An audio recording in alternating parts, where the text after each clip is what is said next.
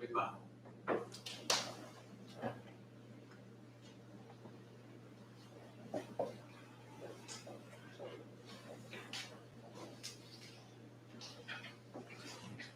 Good morning, Sangha.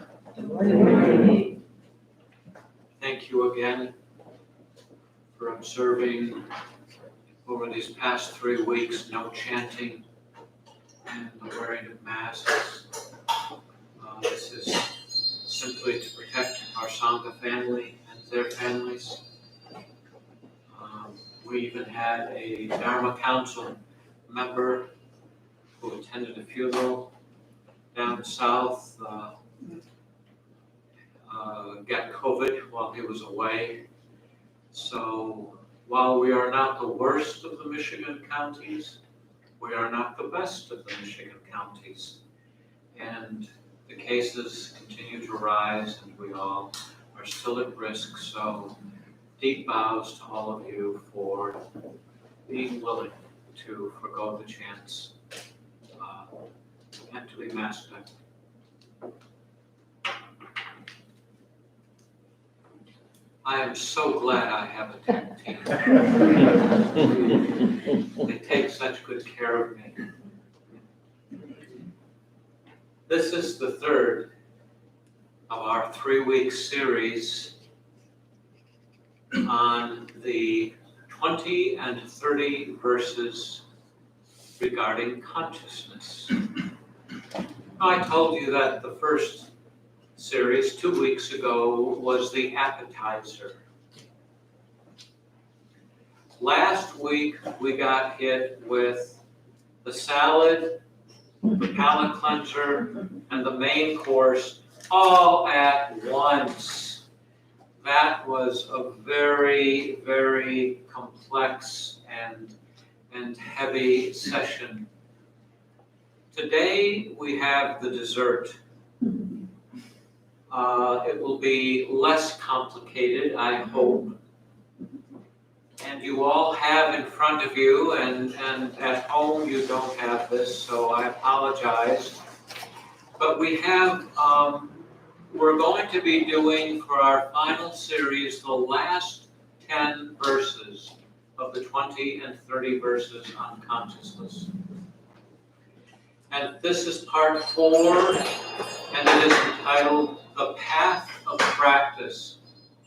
Now, right away, as I reread it this morning, I noticed 2 typographical errors that are significant that spell check would not have picked up because they are real words. I just used the wrong word. And one of them is in the very first verse, verse 41. Meditating on the nature of interdependence can transform delusion into enlightenment.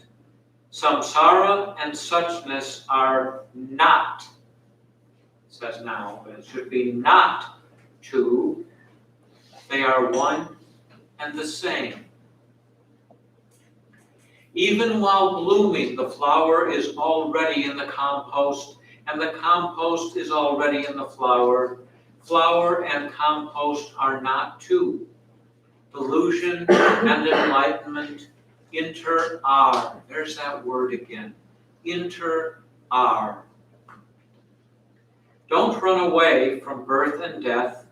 Just look deeply into your own mental formations. When the true nature of interdependence is seen, the truth of interbeing, or inter-are, is realized. Practice conscious breathing to water the seeds of awakening. Right view is a flower blooming in the field of mind consciousness. When sunlight shines, it helps all vegetation grow. It should be. That is, spell check should have caught that. It helps all vegetation grow. When mindfulness shines, it transforms all mental formations.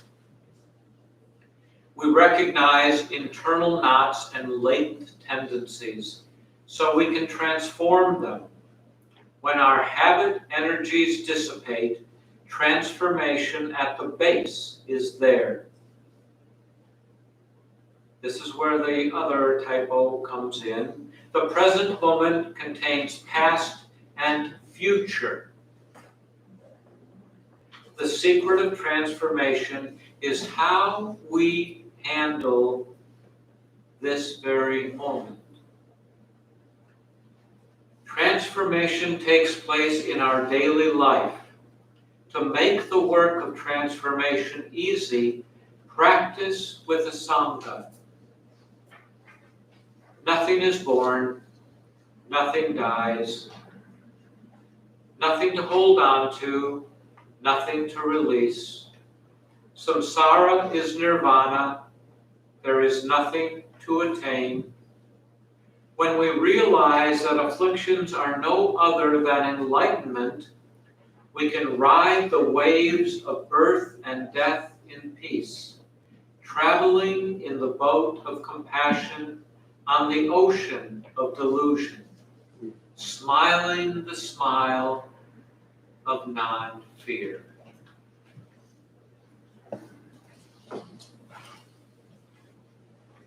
I have a great appreciation for this final 10 verses, the path of practice, because it basically takes everything that we did in the first part of the series and the second part of the series, and all of the things included in this book that we haven't done, and puts it into a nice concluding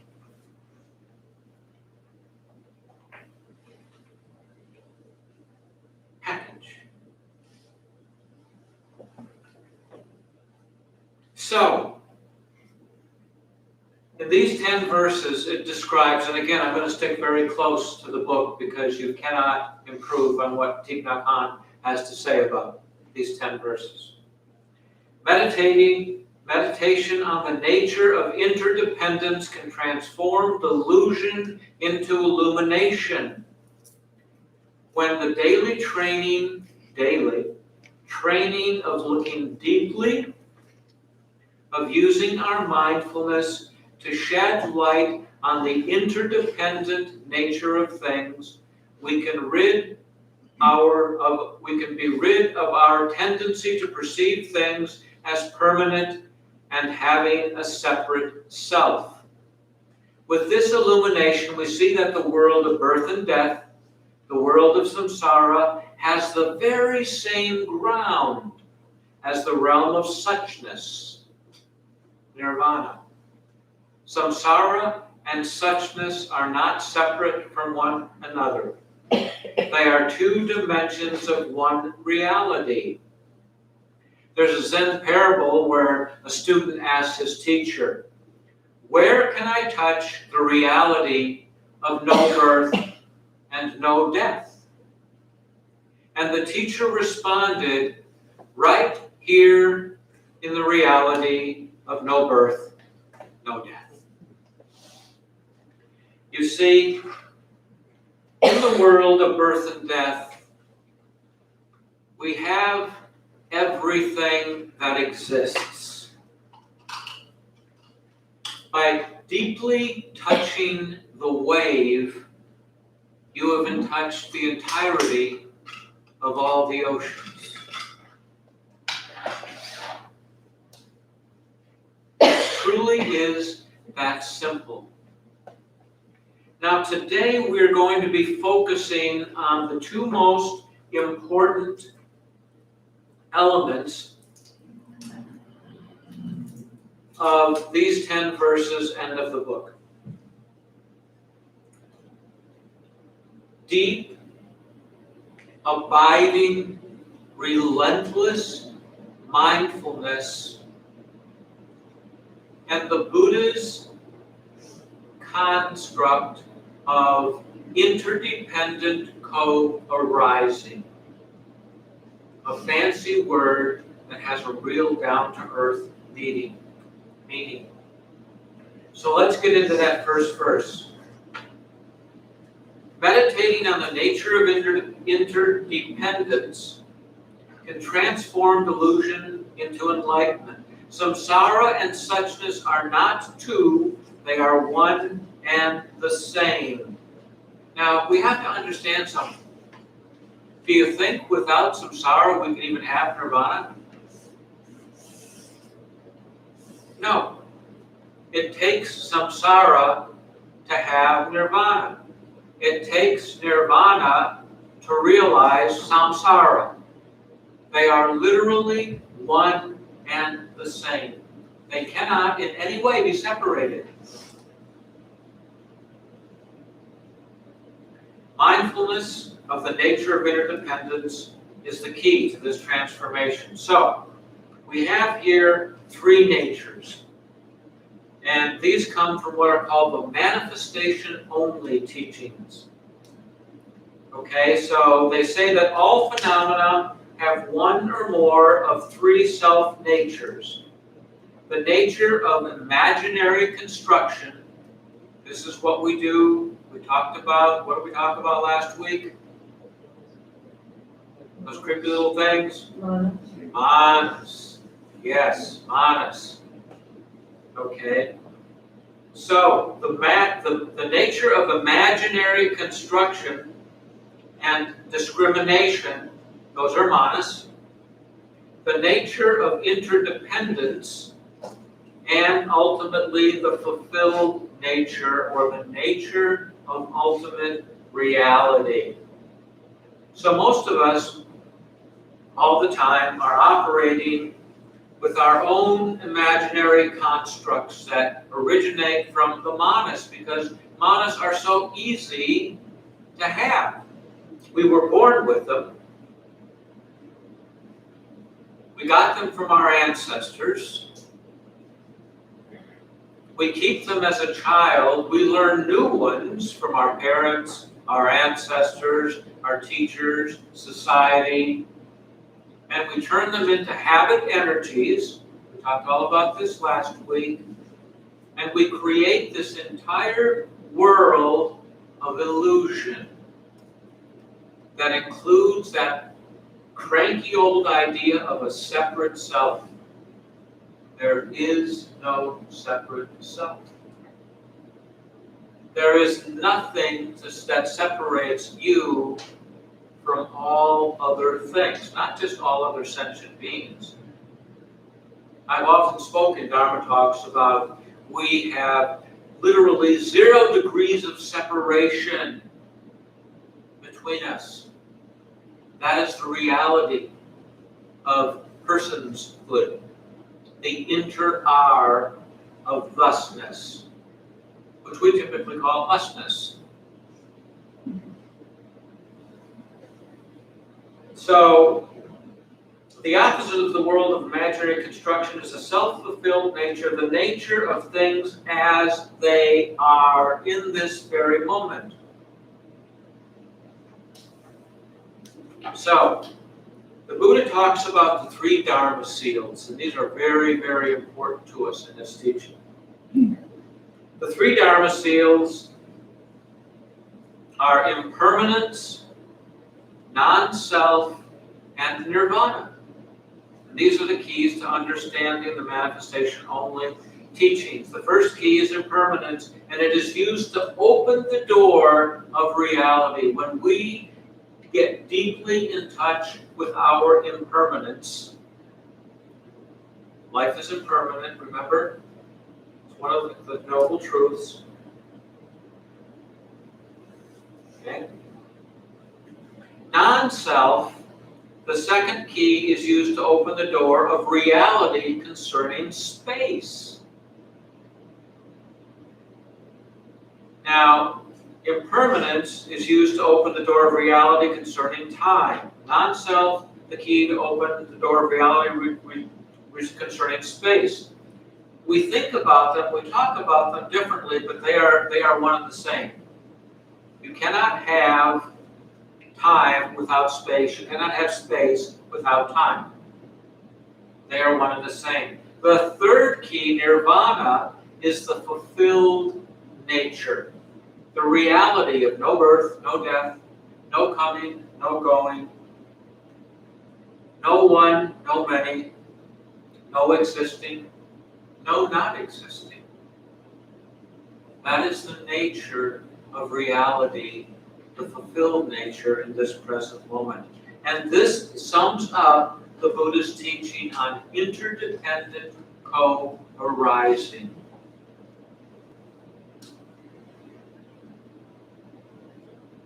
So, let's go back to that interdependent co-arising. There have been many, many volumes about that. Hung Soo and I have talked about interdependent co-arising, and that we really should have a complete, maybe year book study on interdependent co-arising, because it's a massive undertaking. But here's what Thich says. We need to have the understanding of interdependent co-arising when we look into our own, this construct, and others' psychological traits. If someone is always angry or sad, we feel uncomfortable, don't we? If there's somebody around you who's really, really angry a lot or really sad a lot, doesn't it just sort of trigger that discomfort within us?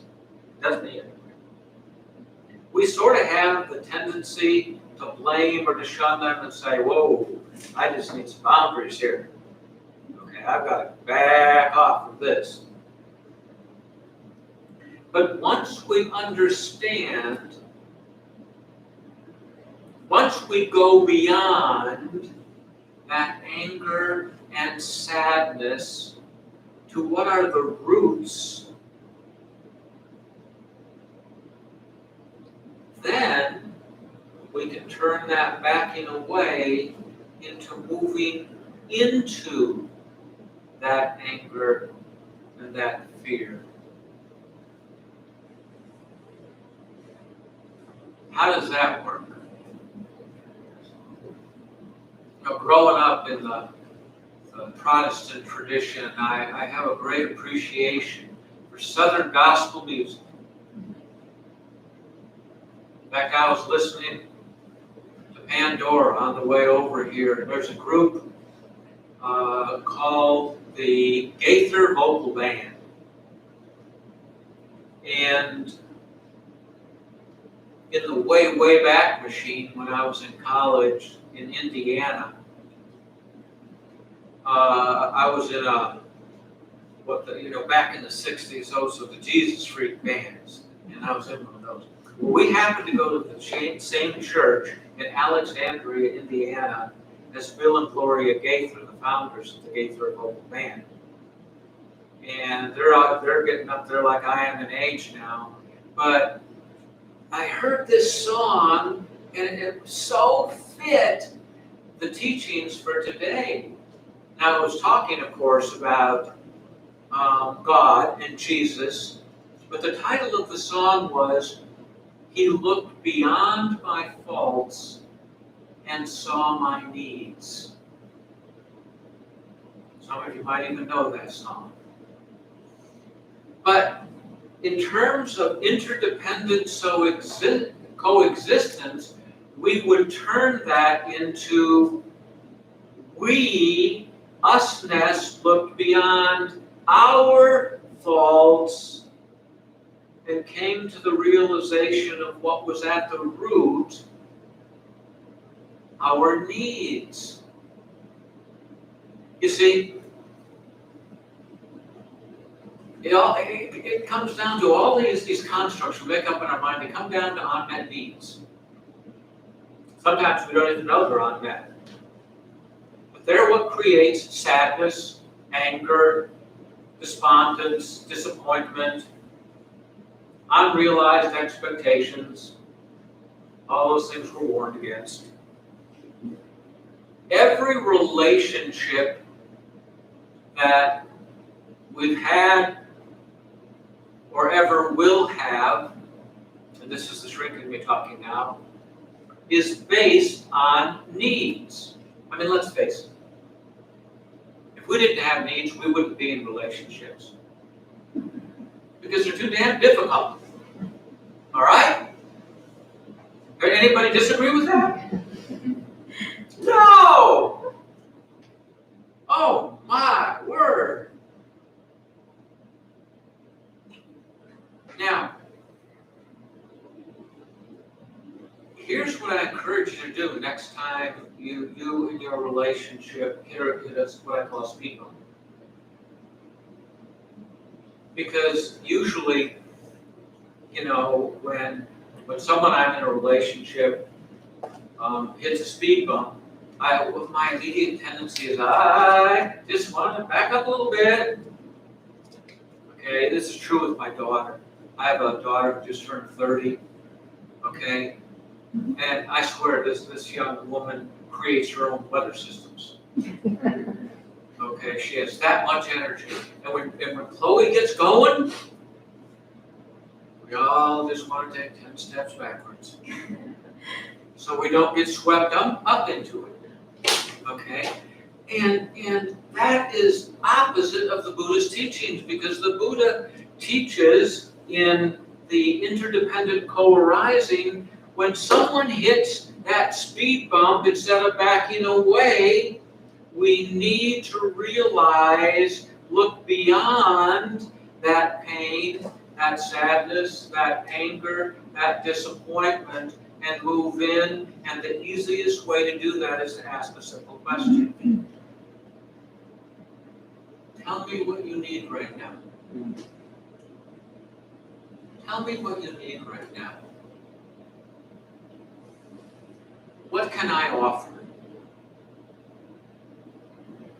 Because remember, I'm not separate from you. I'm connected to you in every way. So if you're in pain, then I'm in pain. If I back away to try to get away from that pain, you know what's going to happen to me? It's going to exacerbate that pain in me. And then I'm going to feel guilty about backing away anyway. But the Buddha says, no, we have to move into that pain, that suffering, with compassion, with love, with that reaching out, with that simple question. Tell me what you need from me right now. Go ahead, go me to the test, I dare you. The next time you guys hit a speed bump. Oh, and it's coming. I guarantee it's coming. All right, where was it?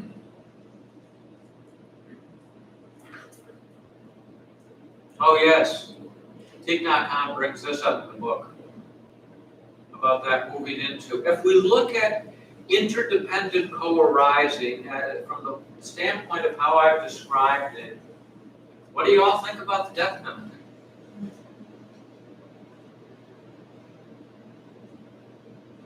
Here's what he says about it. If we look at the death penalty in the light of interdependent co-arising, we see that such an extreme punishment is not reasonable.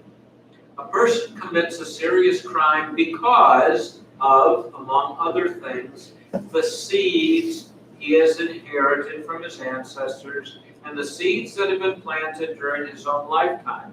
He has been exposed to various environments, and his parents, siblings, friends, educators, authorities, and society have not done enough to help him transform the unwholesome seeds that he has received and that he now has in his storehouse. Remember store consciousness? That was number 1 in the series, store consciousness.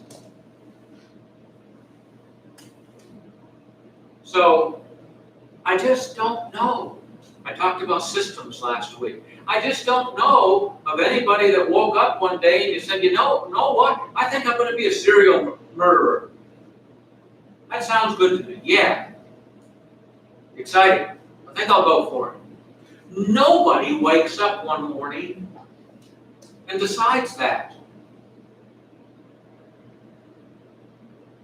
That seed was planted before they were born and then watered from birth on by everything they came into contact with. That unwholesome seed simply got watered.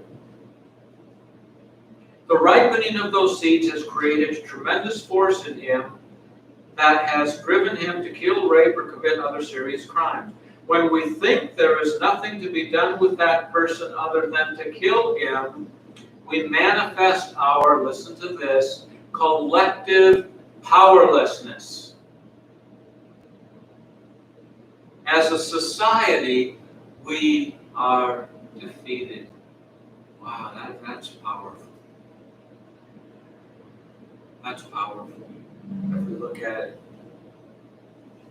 We must look deeply at all the causes and conditions that help make the criminal what he is, so that we are able to give rise to a heart of compassion and help transform the unwholesome seeds in him, as well as in our collective consciousness.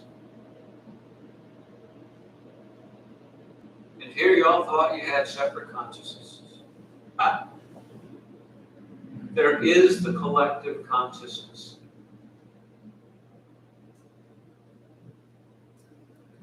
In AA meetings, that we often talk about, you all know I'm an addict, so that's not the news, but we talk about higher power.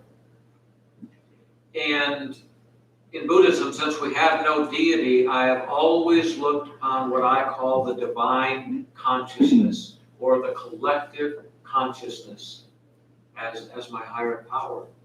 And if I look deeply into that consciousness, that divine consciousness, that collective consciousness, that's what generates peace in me. That's what generates sobriety.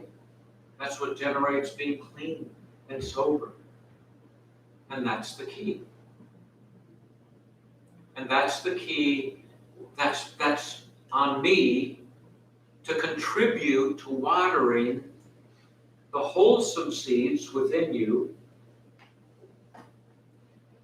while leaving the unwholesome.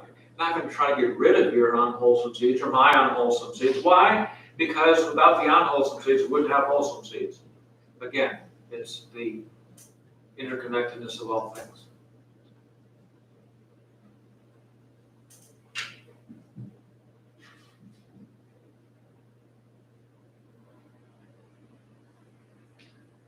You know that, many of you know that Thich Nhat Hanh was exiled from Vietnam.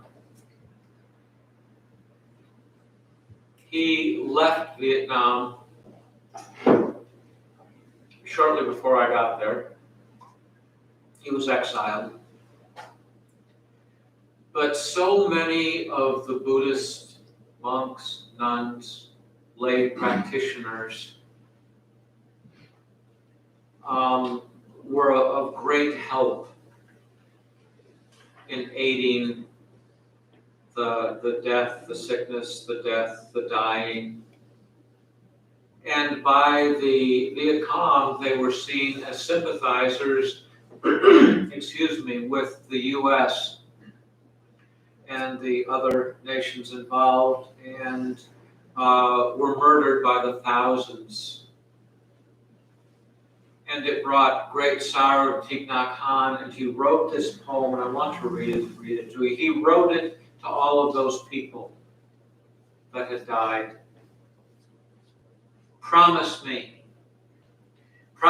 this day, promise me now, while the sun is overhead exactly at the zenith. Promise me, even as they strike you down with a mountain of hatred and violence, even as they step on you and crush you like a worm, even as they dismember and disembowel you. Remember, brother, remember, sister, remember, man is not our enemy. The only thing worthy of you is compassion, invincible, limitless, unconditional. Hatred will never let you face the beast in man. One day, when you face this beast alone with your courage intact, your eyes kind, untroubled, even as no one sees them, out of your smile will bloom a flower. And those who love you will behold you across 10,000 worlds of birth and dying. Alone again, I will go on with bent head, knowing that love has become eternal. On the long, rough road, the sun and the moon will continue to shine.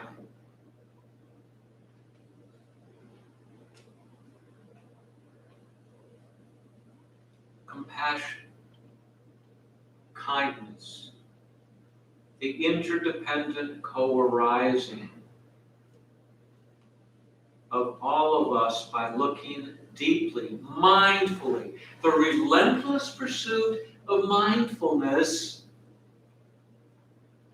into our own nature of reality, which is what? The nature of reality of all things. I gotta get moving here.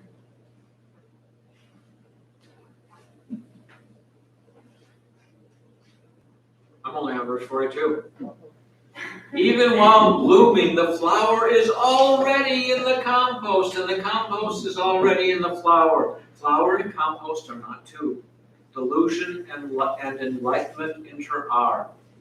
You see, a gardener or a chef, when they see garbage, you know what they see in that garbage? Cucumbers, tomatoes, onions, potatoes, flowers, weeds. What's that stuff that causes pollen, all that pollen? Something weed. Ragweed. Ragweed, yes, even the ragweed. Okay?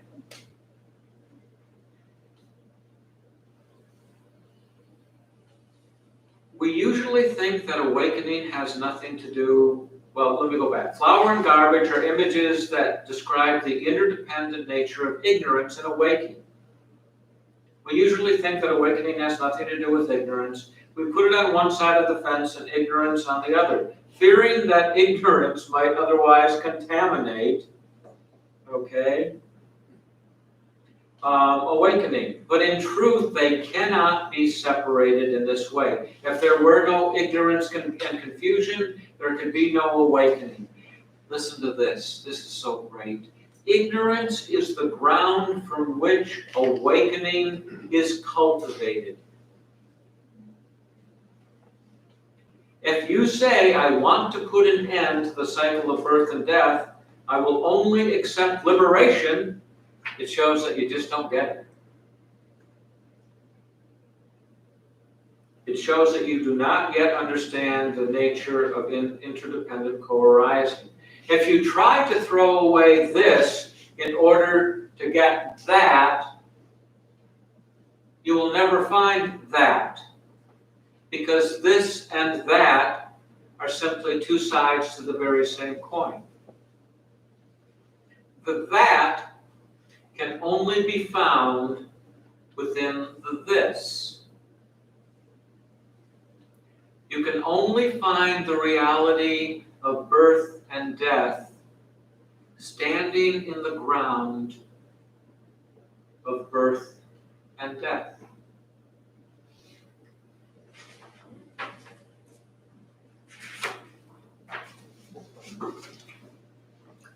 Intervene. Don't run away from birth and death. Just look deeply into your mental formations. When the true nature of interdependence is seen, the truth of interbeing is realized. So no birth and no death lie right in the heart of birth and death. As long as we try to run away from birth and death, we will never come to terms with the reality of birth and death. Now, the Buddha taught that there are 5 powers. Okay? First is the power of faith. We move from faith to the power of energy, then to the power of confidence, then to the power of concentration, then to the power of mindfulness.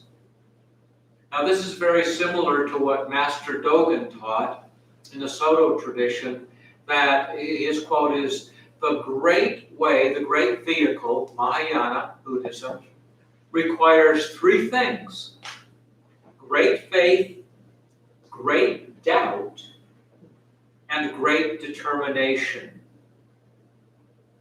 And you might say, wait, I get the great faith and great determination, but why the great doubt? Because if you don't have doubt, then you'll never have knowledge. Even the Buddha said, don't trust anything you hear, even if I say it. What do we say in our morning chant? Direct experience is the only reality. There is no other reality than that. So faith leads to energy. And this is not blind faith. It is based on our understanding, insight, and experience. It leads to energy. Without faith and confidence, we easily get tired. To have energy to look deeply into things, we have to have confidence in our capacity for awakening and faith in the awakened understanding of the Buddha. Faith in that. Now, what do we have to understand about it? That it is not our understanding. Well, wait a minute. But the Buddha said it. Yes. And where does your Buddha nature lie? You were born with it. It's there, already inside of you. What needs to happen? Those seeds, it's the stored consciousness, simply need to be watered. 44. Practice conscious breathing to water the seeds of awakening. Right view is a flower blooming in the field of mind consciousness. So, this one verse offers a complete method of practice to us. To water the seeds of enlightenment that we all have. In our stored consciousness, we have seeds of ignorance and delusion. Those are the manas. But we also have seeds of understanding or compassion. The object of our faith is the seed of awakening that lies within our stored consciousness. This is not blind faith. It can be experienced directly. Well, in what ways? I go back to your interactions with anybody who is suffering. Who is suffering? What is their suffering based on? An unmet need, which might be an unmet understanding. Do we run away from that? No. We run toward it with the simple question, what do you need from me right now? Is there anything I can do? And the answer might be no. I've asked that question so many times. Sometimes the person will say, can you just sort of sit with me for a little bit? You don't have to say anything. You don't have to do anything. Can you just be here with me? See, what they don't realize yet is that I'm always with them, and they're always with me. Peter and Ellen, I hate to say this, but I go home with you every time you leave here. We're all together all the time if we look deeply into the interdependent nature of co-arising. We're all in this together.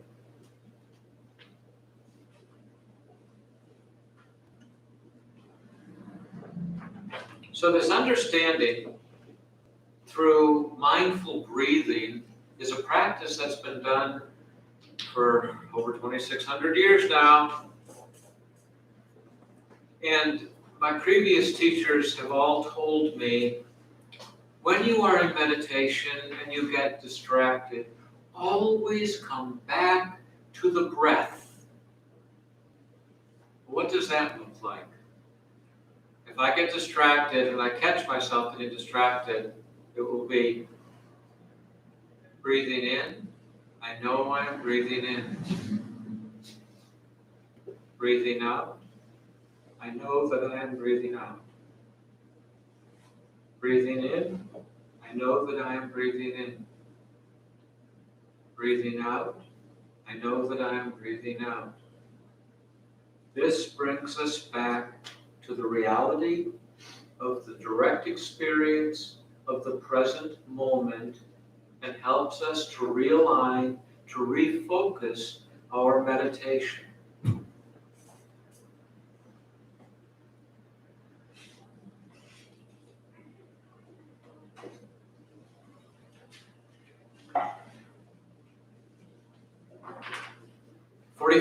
When sunlight shines, it helps all vegetation grow, yes, even the ragweed. When mindfulness shines, it transforms all mental formation. So when we come back to the basics of meditation, to mindfulness and the direct experience of the breath, that's when we can truly look deeply into things. And when we can look deeply into things, we see far below their surface into the nature of that present reality.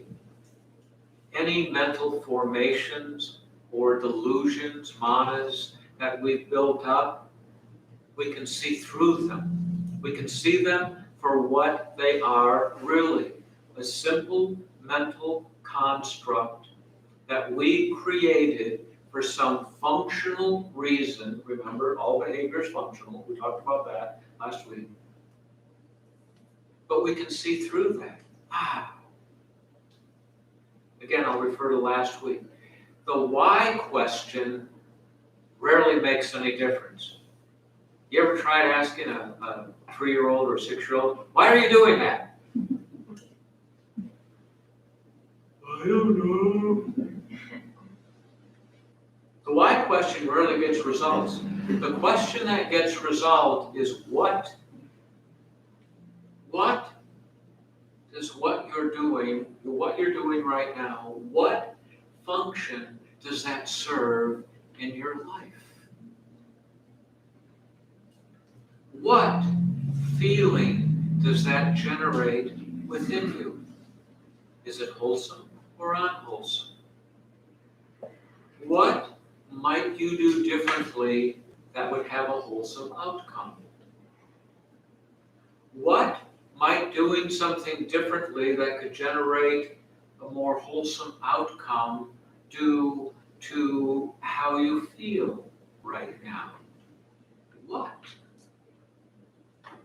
Brings us closer to what is the reality in this present moment beyond the manas that we're keeping in our store consciousness. The practice is not to get rid of our afflictions, our unwholesome mental formations. The more we try to repress them, the more they will grow. We have to accept them. I got into an argument with a friend, and it was a silly argument. And I said, look, what do we need to do to get beyond this? And she said, for you to realize you're being a jerk. I honored the pause, looked deeply, and guess what I found inside? The jerk. Oh, yeah, there it is. Wow, that seed's been getting a little too much water. I'm not going to try to get rid of it. I'm going to water the more sensitive seeds inside of me, so that they're the ones that will bloom. and foster compassion and a better relationship and less jerkiness.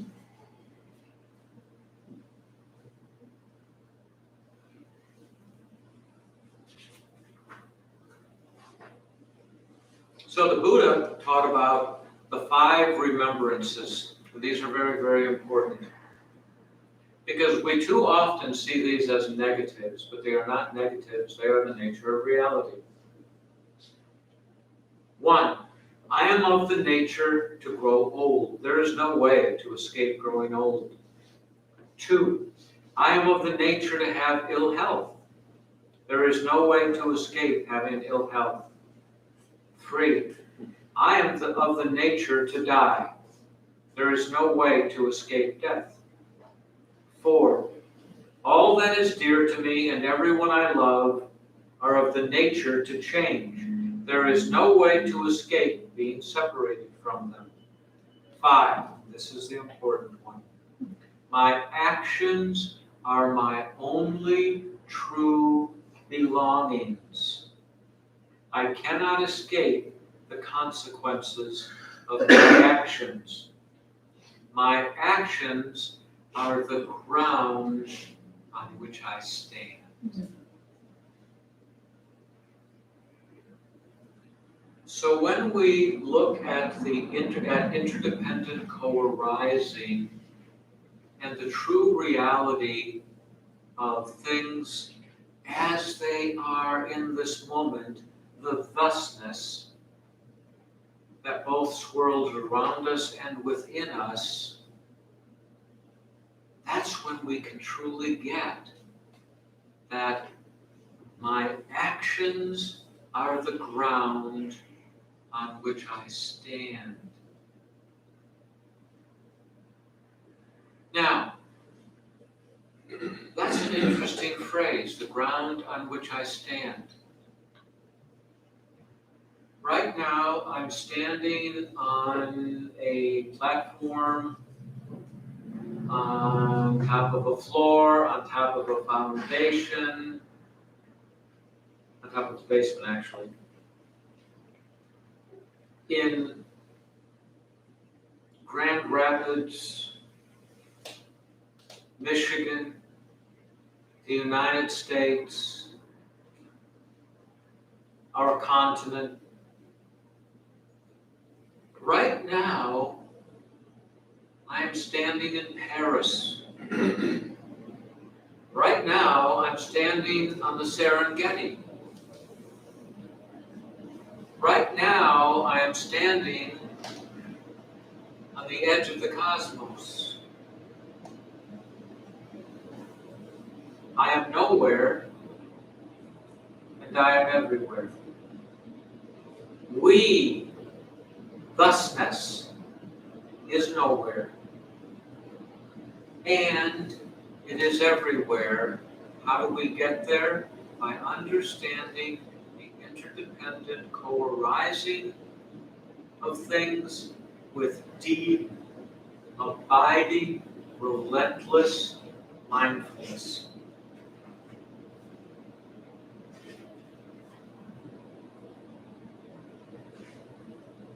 We recognize internal knots and latent tendencies so we can transform them. When our habit energies dissipate, transformation at the base is there. He wrote another poem I really like. He's talking about the eyes, your eyes. You don't call the eyes the window of the soul. The eyes are a deep ocean with whirlpools and violent winds, and shadows beneath the surface and sea monsters deep within. My boat is sailing in mindfulness. I vow to hold the tiller firmly so that I do not drown in the ocean of form, those things we've created. Using my conscious breath, I am guarding my eyes for my protection and yours, usness and thusness. So that today continues to be a beautiful day, and tomorrow we will still have each other. You see, our sense bases, eyes, ears, nose, tongue, body, mind, okay? They are like deep oceans filled with dangers And what did the Buddha teach? There is nothing as dangerous as an untamed mind. So here he's talking about holding firm to the tiller of that mind so that we don't get swept up in the whirlpool of our own mental formations.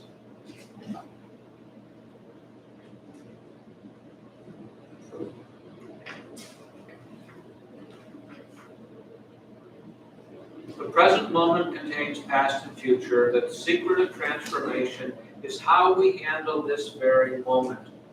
Now, that particular teaching, the present moment contains past and future, comes from the Avatamsaka Sutra, which was, it's mentioned in our morning bell chant, and that was the sutra on which we were founded. That's no longer true. We're now founded on the Heart Sutra, okay, as our major teaching. But that gets to the point where am I standing right now? What is the ground on which I stand? Is it the mental formations? Or is it in my relentless abiding mindfulness? If I look deeply and see that it is in the mindfulness, then I know that I am going in the right direction. Have I arrived? Good heavens, no. Please don't ever say that you've arrived. All right? That's like going 2 steps up a ladder and saying, I'm here, when there's 18 more steps to go. Oh yeah, and then there's another ladder on top of that one. Okay? Never say in your understanding of anything, I've arrived. I'm here. I know all there is to know. If anybody approaches you with that mindset, run. Just run. Because you know they're talking out of a limited base of knowledge. We must continue to grow. What is the best way to do that? It says in these verses. Verse 48. Transformation takes place in our daily life. To make the work of transformation easier, practice with the Sangha. I was telling someone earlier today, we were talking about the last 2 weeks, and they've been a little bit complicated. I said, well, I hope this one isn't as complicated. And because if you don't take something wholesome and healthy away from the teaching today, I have failed as a teacher. Now, this goes 2 ways. When I come in here, when I'm seated in front of the Sangha, what an honor it is, number one. But 2 things come to mind. Number 1, I am home.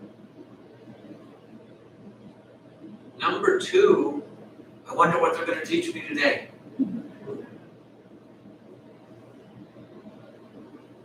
Because any teacher needs the Sangha in order to have growth and understanding.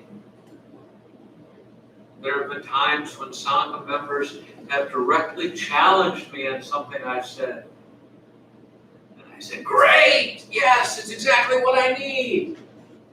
And I also said things like, wow, I never looked at it that way before. Thank you.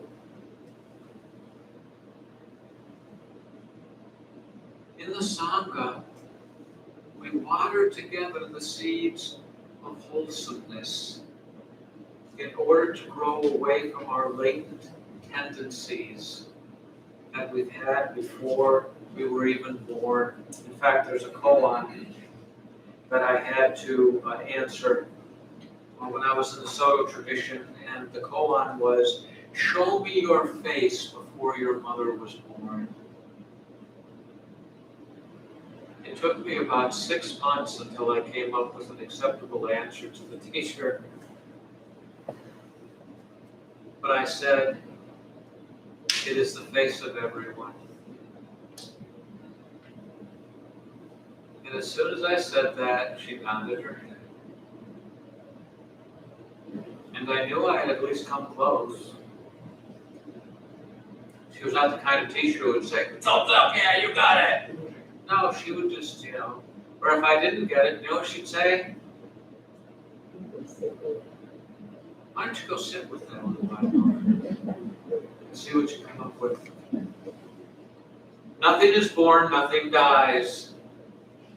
Nothing to hold on to, nothing to release. Samsara is nirvana, there is nothing to attain. This is the ultimate dimension. This is the fruit of your practice, you see. The three Dharma seals, impermanence, non-self, and nirvana, are the keys that open these 50 verses. When we understand them, we know that our ideas of existence and non-existence are purely mental formations and that they are one and the same. Nothing is born, nothing dies. I have always been, I will always be. Everything has always been and it will always be. We talked a lot about matter in here, right? Physics. Matter cannot be created nor destroyed. Okay? When I leave this shell,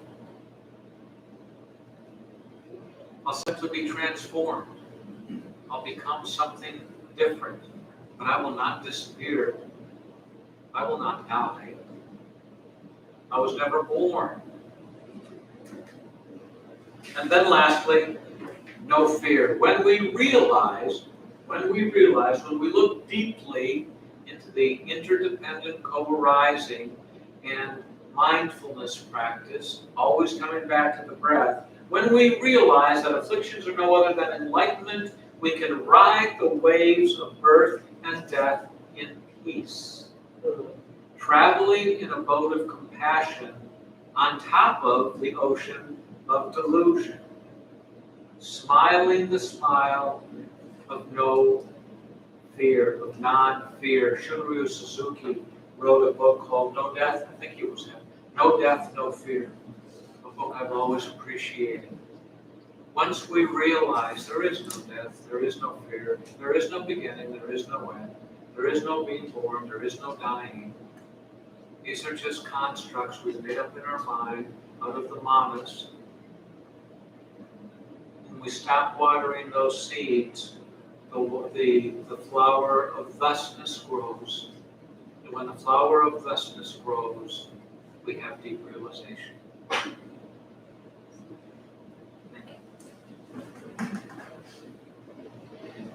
We don't have much time. It's 11 o'clock right now.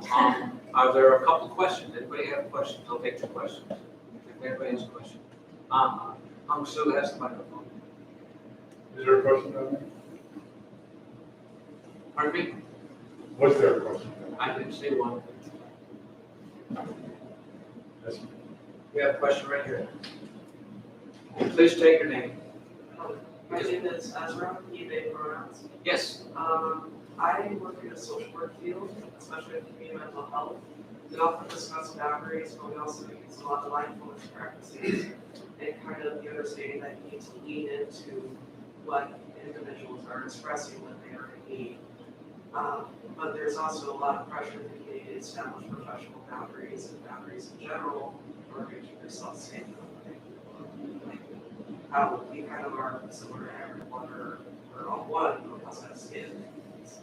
Protect ourselves from outside. How do you reconcile that usually? And I guess if you have your own practice. Well, thank you. Thank you for that question. That's an excellent question. It begins with the 5 precepts.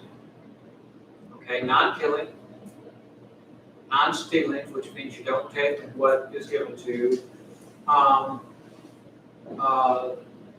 not to misuse sexuality, okay, not using intoxicants, which, by the way, means anything unwholesome. It could be TV, not just drugs, sex, rock and roll. It could be television, it could be eating, it could be any of that stuff, okay? It could be working, okay? Those in and of themselves create personal boundaries with the individual that need to be honored in every interaction with every other person. So, being having had a whole career in a field such as yours, the importance of those boundaries was critical and crucial. That the relationship may be professional for a primary reason of what was called transference.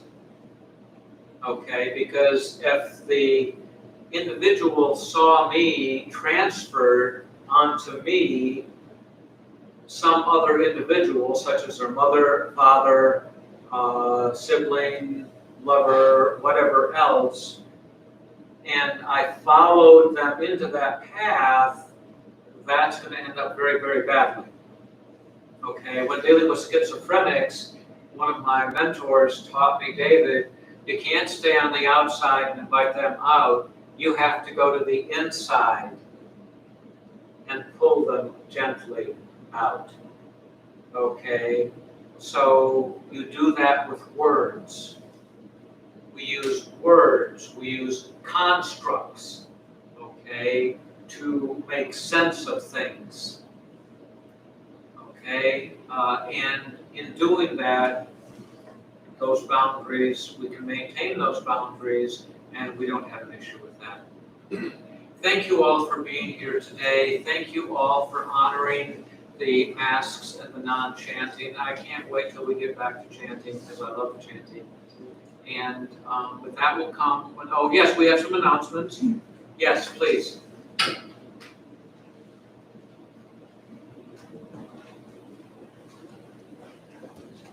Who is it? Gail? I just wanted to. Could you pull your mask down, Jen, so we can hear you clearly? Thank you. Is the mic turned on? Up.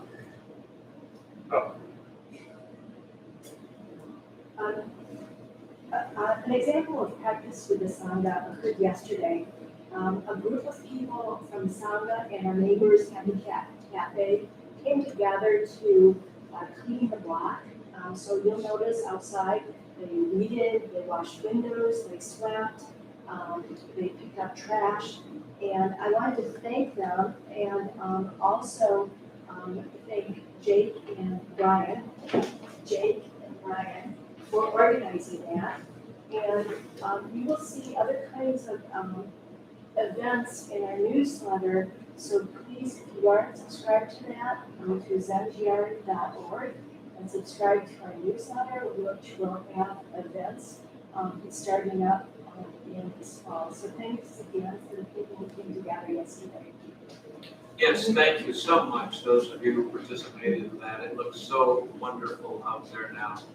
I was going to say the same thing, Jen, but for the people who helped us, please stand up.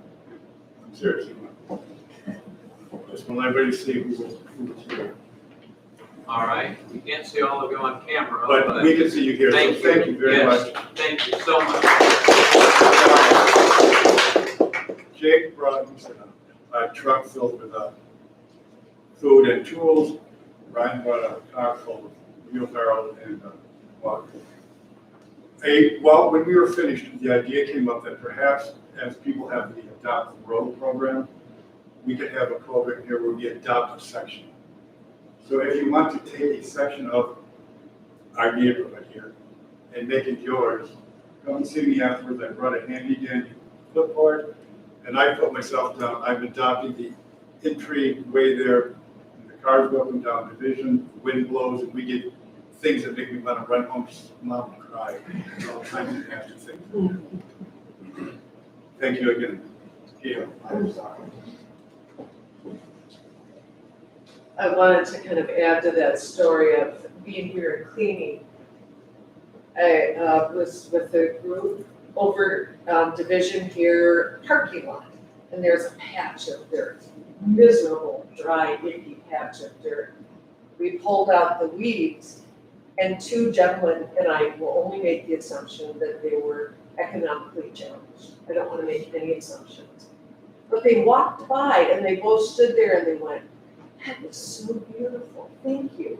And I mean, what a teaching. That was an incredible teaching. Really, they recognized that. that we were bringing a little beauty. So I'm adopting that, and I'm bringing echinacea, and, you know, anyhow, so I really welcome that opportunity. Two announcements. One, December 4th is gonna be our auction night, our silent auction night. And again, I'm gonna ask any of you who are talented, creative, or have friends that are such, please ask them to do something for the auction. I'm a contact person. It's gonna be really exciting. We're developing the flyers right now, so more information to follow. And we are a sangha, a temple that is being completely voluntary, so please consider whatever you can. Anybody else? Any other announcements? All right then, let's all rise.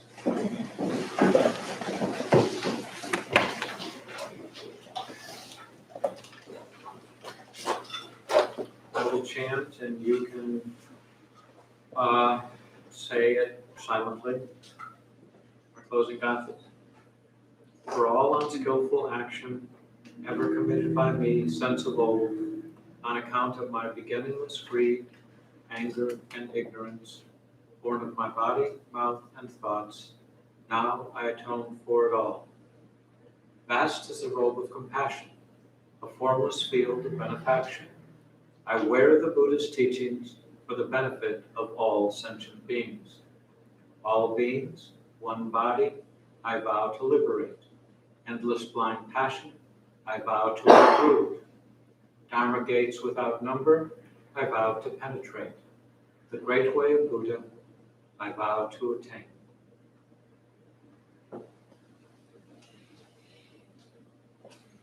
All right, two sides, face each other. To my left, please bow to your partners on the other side. To my right, please bow. Face the front. Have a good day.